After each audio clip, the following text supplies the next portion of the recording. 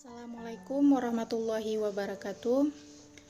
Nama saya Musyarafah dari Rifki Sabira akan mempresentasi makalah kami yang berjudul Kebudayaan Indonesia pada Zaman Hindu-Buddha. Yang pertama saya akan membahas masuknya kebudayaan Hindu ke Indonesia. Jadi ada beberapa teori masuknya kebudayaan Hindu ke Indonesia. Yang pertama ada teori Brahmana, mengatakan bahwa kebudayaan di Hindu masuk ke Indonesia dibawa oleh para kaum Brahmana. J.C. Vandler berpendapat bahwa agama Hindu masuk Indonesia dibawa oleh kaum Brahmana karena hanya kaum Brahmana yang berhak dan belajar mengikuti isi kitab suci Weda. Yang kedua ada teori kesatria. Menurut teori ini zaman dulu di India sering terjadi perang, kemudian para prajurit yang kalah banyak yang pergi meninggalkan India. Banyak di antara mereka pergi ke wilayah Nusantara. Mereka inilah yang kemudian di wilayah agama dan kebudayaan Hindu di wilayah Nusantara.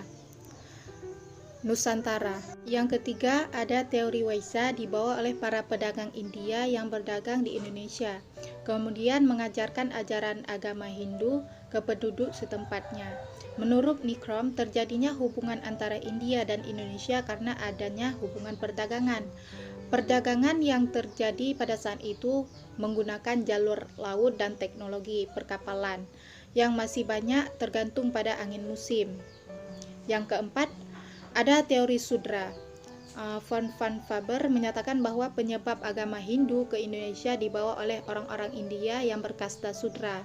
Alasannya karena mereka digunakan sebagai orang-orang buangan dan hanya hidup sebagai budak, sehingga mereka datang ke Indonesia dengan tujuan untuk mengubah kehidupannya. Yang kedua, masuknya kebudayaan Buddha ke Indonesia. Perkembangan agama Buddha dimulai dengan lahirnya kerajaan-kerajaan yang bercorak Buddha. Salah satu kerajaan Buddha terbesar di Indonesia adalah Kerajaan Sriwijaya yang merupakan masa keemasan agama Buddha.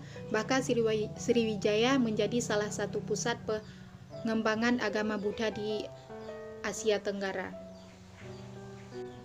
Selanjutnya disambung oleh Rifki Sabira. Baik, akan saya lanjutkan tentang pengaruh kebudayaan Hindu-Buddha di Indonesia. Salah satunya dapat kita lihat pada kerajaan-kerajaan yang bercorak Hindu-Buddha di Indonesia.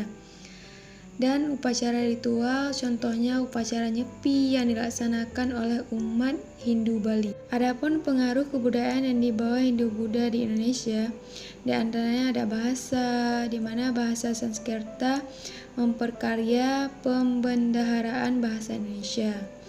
Ada organisasi kemasyarakatan, bidang sosial, sistem pengetahuan teknologi, kesenian, seni rupa, dan seni sastra.